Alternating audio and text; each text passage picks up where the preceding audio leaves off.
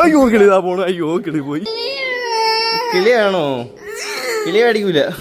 കിളിയെ മേടിക്കൂല എന്ന് പറഞ്ഞിട്ട് ഇവൻ ഇന്ന് നമ്മൾ സർപ്രൈസ് ആയിട്ട് ഒരു കിളിയെ മേടിച്ചു കൊടുക്കാൻ പോവാണ്. ഞങ്ങൾ കാറും എടുത്തിട്ട് അവന് കിളിയെ മേടിച്ചു കൊടുക്കില്ല എന്ന് പറഞ്ഞിട്ട് കിളികളുള്ള കടയിലേക്ക് പോയി. കിളിയെന്ന് അവനും ഞാനൊക്കെ ഉദ്ദേശിക്കുന്നത് ലവ് ബേർഡിനെയാണ് കേട്ടോ. വീട്ടിനടുത്തുള്ള ഒരു കടയിലേക്ക് പോയി. ഒരു കൂട്ടിൽ കുറച്ച് ലവ് ബേർഡ്സ് ഒക്കെ കിടക്കുന്നുണ്ട്. ഇഷ്ടപ്പെട്ട രണ്ടെണ്ണം ചൂണ്ടിക്കാണിച്ചു കൊടുത്തു. ഒരു പച്ചയും ഒരു മഞ്ഞയും. രണ്ടെണ്ണത്തിനെ ഞങ്ങൾ സെലക്ട് ചെയ്തു. വീട്ടിൽ കൊണ്ടുപോയി ഇതിനെ വളർത്താനായിട്ട് ഒരു കൂടൊന്നുമില്ല. ആകെ വീട്ടിലുള്ളത് പട്ടിക്കൂട് മാത്രമാണ്. അങ്ങനെ അവസാനം ഒരു കൂടും വാങ്ങി കിളികളെയും പിടിച്ച് അതിനകത്താക്കി നേരെ വീട്ടിലോട്ട് കൊണ്ടുപോയി. കിളി മേടിച്ചിട്ടുണ്ട്. കിളി കാറിന്റെ അകത്തുണ്ട്, ചെറുക്കൻ വീട്ടിന്റെ അകത്തുണ്ട്. കിളിയെ വേണമെന്ന് പറഞ്ഞിട്ട് അവൻ വീട്ടിനകത്ത് കിടന്ന് പൊടിക്കുന്നുണ്ട്. അവനെ കരയിപ്പിച്ചതിന് അമ്മൂമ്മയും കിടന്ന് വഴക്ക് പറയുന്നുണ്ട്. ഞാൻ ദേ ഒരു കൂട്ടിൽ കിളിയായിട്ട് പോയി അവന് സർപ്രൈസ് കൊടുക്കാൻ പോവാണേ. ഒരു കാര്യം കാണിച്ചാലെന്ന് പറഞ്ഞ് അവനങ്ങ് പുറത്തേക്ക് വിളിച്ചു. അവന്റെ കരച്ചിലെല്ലാം അവിടെ കൊണ്ടങ്ങ് നിന്നു. കിളിയെ കണ്ടോടനെ തന്നെ അവന് ഭയങ്കര സന്തോഷമായി. ഇന്ന് ഇങ്ങനെ ഒരു സർപ്രൈസ് ആയി കിട്ടുമെന്ന് അവൻ ഒരിക്കലും വിചാരിച്ചു കാണില്ല. അമ്മൂമ്മയ്ക്ക് അമ്മൂമ്മേരെ കുണം വന്ന് നിൽക്കുവാണ്. കിളിയെ കണ്ടപ്പോഴേക്കും അമ്മൂമ്മ കുറച്ച് തണുത്തിട്ടുണ്ട്. അവന്റെ ആ സന്തോഷം കണ്ടു. മേടിച്ചോണ്ട് വന്ന കിളിക്ക് അവൻ അമ്മൂമ്മേരെ പേരിട്ട് വിളിച്ചു. ഒരു കിളിയുടെ പേര് ശാരദ, മറ്റേന്റെ പേര് അവൻ തീരുമാനിച്ചിട്ടില്ല. തൽക്കാലം കിളിയെന്ന് മാത്രമേ വിളിക്കുന്നുള്ളൂ. കിളിയെ കിട്ടിയ സന്തോഷത്തിൽ അവൻ കിളിയെ കൂട് കൊടുത്തോണ്ട് ഒരൊറ്റ ഓട്ടോ ഓടി. ഉണ്ടായിരുന്ന സന്തോഷം എല്ലാം അവിടെ തീർന്നു. കിളിയുടെ കൂടെ അവന്റെ കയ്യിൽ നിന്ന് തറ വീണു. ഒരു കിളി പറന്നും പോയി. ഒരു കിളി കൂട്ടിലുണ്ട്. കിളിയെ കിട്ടിയില്ലെങ്കിൽ അവൻ തന്നെ കൊല്ലും. എന്തോ ഒരു ഭാഗ്യത്തിന് ഒരു കിളി കൂട്ടി തന്നെ ഉണ്ട്. ഒരു കിളിയുടെ അവസ്ഥ ഇനി എന്താവുമെന്തോ. ഒരു കിളിയെ മേടിച്ചതോടെ എന്റെ കിളി പോയി. ഇതിനെ പിടിക്കുമല്ലോ എന്നൊക്കെ അടുത്ത വീഡിയോയിൽ കാണാം. അതുവരേക്കും ബൈ.